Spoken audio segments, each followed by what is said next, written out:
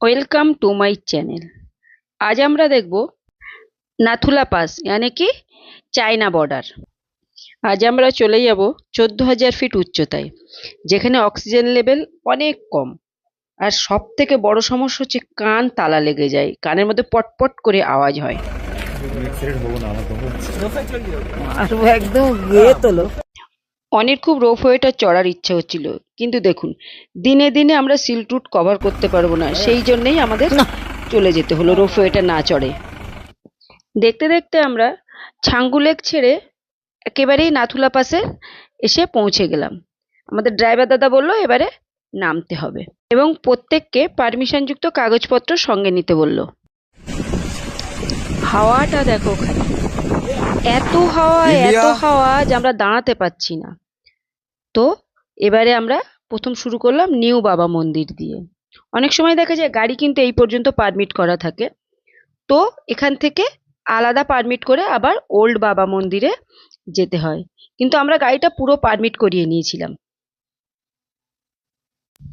এটি হচ্ছে বাবা হরভজন সিং এর মন্দির।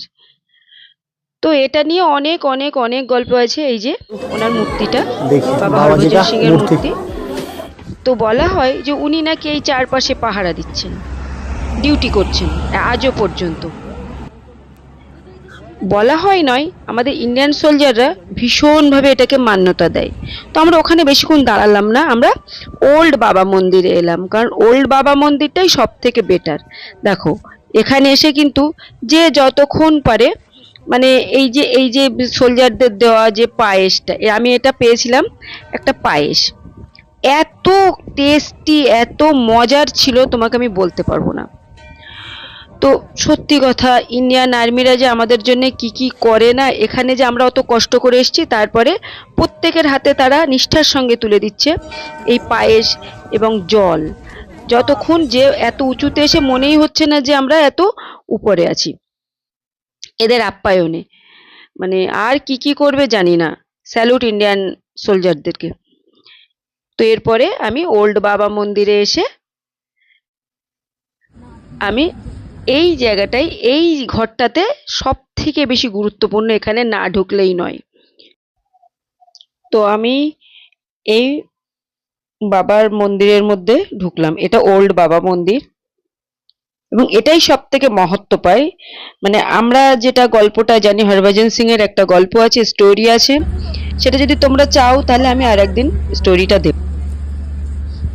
অর্থাৎ উনি অন ডিউটি, ওনাকে খুঁজে পাওয়া যায় না। তো 3-4 দিন খুঁজে পাওয়া যায়নি, তো তারপরেই গল্পটা তো শুরু।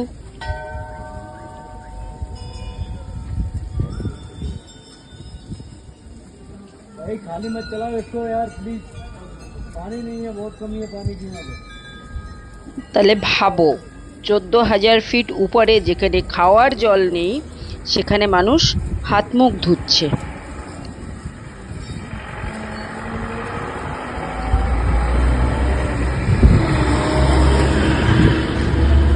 এটা হচ্ছে বাবাজির বাংকার।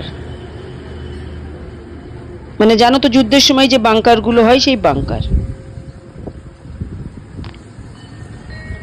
তো এই উপরেই বাংকারের উপরে যেতে গেলে আমাদের নিচেই জুতো খুলে যাওয়া যেতে হয়, এটা নিয়ম। ওয়েদারটা দেখো, চারপাশের ওয়েদারটা দেখো খালি। हाँ मामनी को तो क्या मामनी को जा।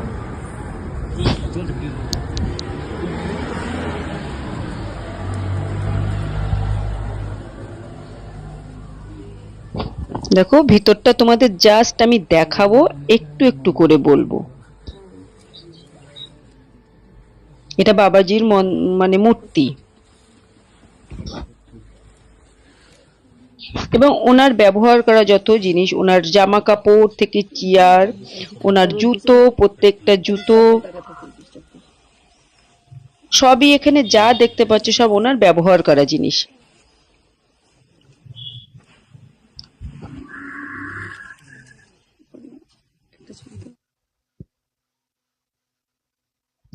এটা ক্যাফে,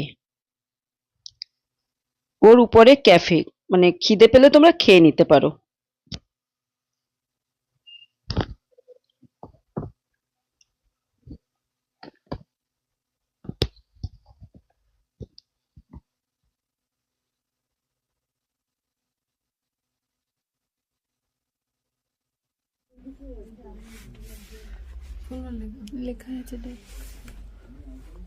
এটা ওনার ডায়েরি ছিল।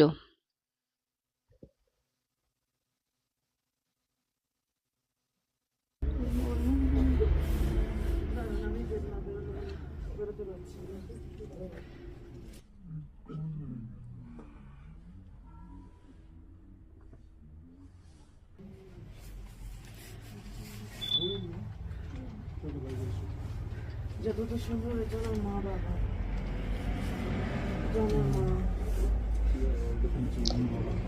এই হচ্ছে আসল জিনিস, ওনার বাবা মায়ের ছবি। এটা ওনার বাবা মায়ের ছবি।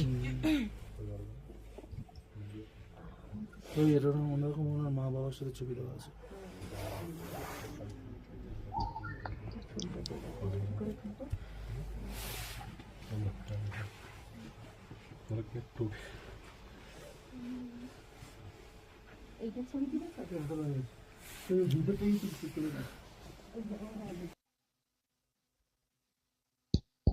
এখানে প্রত্যেকটা জিনিস কিন্তু ওনার নিজস্ব জিনিস। গোছানো থাকে। আর এই চপ্পলটাকে ভাবছিলাম গল্পটা একটু পরে বলবো, কিন্তু না বলেও থাকতে পারলাম না। অর্থাৎ 4 অক্টোবর 1968 বাবাজি সেই সময় নাথুলা পাসে ডিউটি করছিল। তো সেই সময় উনি পা স্লিপ করে ওই পাহাড়ি ঝর্ণা নদীগুলো আছে ওখানে পড়ে যায়। যথারীতি মানুষ খোঁজা শুরু করে দেয়। তো কি হবে, কেউ খুঁজে পায় না। হঠাৎ একদিন উনি স্বপ্নে তার সঙ্গীদের বলেন যে আমি এই জায়গাটায় পড়ে আছি, এবং তার সঙ্গীরা গিয়ে, সব থেকে আশ্চর্যজনক ব্যাপার, তার সঙ্গীরা সেখানে যায় এবং গিয়ে বাবাকে দেখতে পায়। শুধু তাই নয়, মানে ইন্ডিয়ান সোলজারদের বিশ্বাস যে তিনি এখনো সেখানে পাহারা দেন, এবং সময় সময় পরে সমস্যা দেখা দিলে শত্রুদের কথা তাদেরকে জানিয়ে দেওয়া হয়। এটা সেই বাংকার যেখানে বাবাজি ডিউটি করছিল। এখানে যাওয়ার সময় আমাদের জুতো খুলে উপরে উঠতে হবে।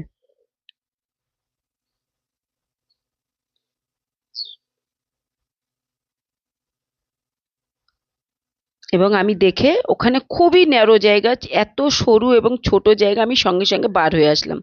এমনি উঠতে অনেক কষ্ট হয়েছিল। এবারে আমরা বাইরে বেরিয়ে এসে আমাদের গাড়িটা পার্কিংয়ে কেমন আছে দেখেও নিলাম। আমি তোমাদের জুম করে চায়নাটা দেখিয়ে দিচ্ছি। ঠিক এক্সাক্ট ওটাই চায়না। চায়না বর্ডার, একদিকে ইন্ডিয়া একদিকে চায়না। তো ভীষণ এক্সাইটেড লাগছে। অনি তো একদম এক্সাইটেড হয়ে পড়েছে, কিন্তু ভাবছি ওই উপরে উঠবো কি করে। এমনি অক্সিজেন লেভেল এতটা কম যে একটু হাঁটলেই শ্বাসকষ্ট হচ্ছে। জাস্ট মানে আমাদের শ্বাসটা খুব জোরে জোরে ফেললে হবে না, আস্তে আস্তে শ্বাস প্রশ্বাসটা আমরা নিচ্ছি এবং ফেলছি। এবং যাওয়ার সময় আমাদের সবসময় কর্পূর বা ন্যাপথলিন যেটাই বলো না কেন সেটা ক্যারি করা উচিত। আর যাদের অনেক প্রবলেম আছে তারা অক্সিজেন ক্যান বহন করতে পারো। The 1967 the battle of Nathula, অর্থাৎ ইন্ডিয়া চায়না যে সেকেন্ড যুদ্ধ এই নাথুলা থেকেই হয়েছিল, এবং সেটি 3 দিন ধরে হয়েছিল মাত্র।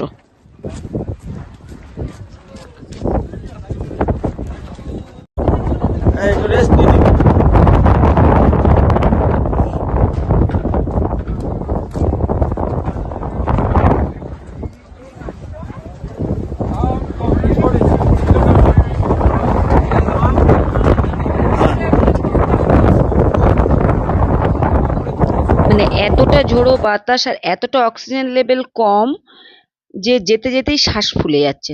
এভাবেই অক্সিজেনটা ঠিকঠাক রাখার জন্য যে ন্যাপথলিন, ওই যে অনিশ গন্ধটা নিচ্ছে, এই কর্পূর শুকতে শুকতে আমরা ও নিয়ে আবার আমাকে দিল। এভাবেই আগাতে থাকলাম। এখানে মোট 4টা পাসেস, চোলা, নাথুলা, জেলেফলা, ডোকেলা। এর মধ্যে চোলা, জেলেফলা চায়নাদের কাছে আছে, এবং নাথুলা আর ডোকালা আমাদের ইন্ডিয়াদের কাছে। ঠিক ওইটা দেখা গেল, দেখো, মানে এটা কিন্তু চায়না অফিস। দেখো ওদের পতাকাটা উঠছে দেখো। এবং ঠিক পাশেই হচ্ছে ইন্ডিয়া, একদম একটা কাঁটা তারে শুধু ফারাক। এই দেখতে দেখতে আমাদের গাড়ির কাছে আমরা সবাই চলে আসলাম।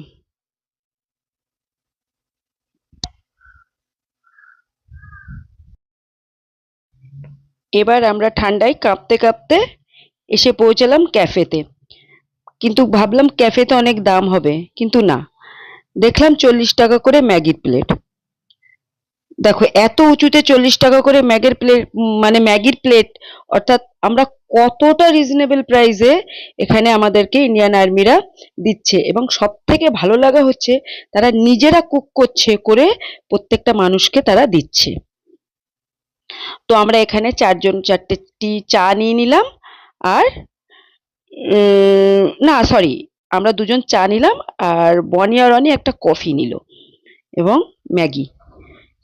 এই ছিল আমাদের টিফিন, একদম পেট ভরা টিফিন খেয়ে আমরা আবার, মানে আজকে তো আমাদের সাধারণত যেতে হবে তোমার মানে সিল্ক রুট দেখার প্রোগ্রাম আছে, সেই জন্য আমরা এখানে খেয়ে নিলাম।